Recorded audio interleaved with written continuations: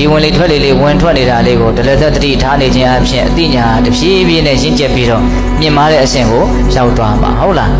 ဒါကြောင့်ပိဿုပန်မှာဘလို့နေရမှာလဲလို့တကယ်လို့များညံထဲမှာမရှင်းမလင်းဖြစ်နေတဲ့ဆိုရင်ဝင်လေထွက်လေလေးမှတ်ပြီးတော့နေလိုက်ပေါ့ဒါပိဿုပန်ကိုသိနေတာပဲလေ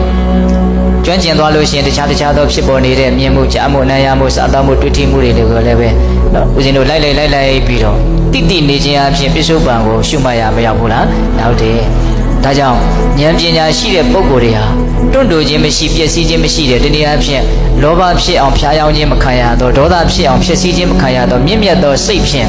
တော့နေနိုင်ဖို့အတွက်ဒီအကျင့်မြတ်ကိုကျင့်သုံးပြီးတော့နေကြတယ်တဲ့ဒီမြတ်သောအကျင့်ပြောရလို့ရှိရင်ဒီအကျင့်ကအမြင့်မြတ်ဆုံးအကျင့်ပဲအကျင့်ဆိုတဲ့အတိုင်းလေ့ကျင့်မှရမှာပေါ့နော်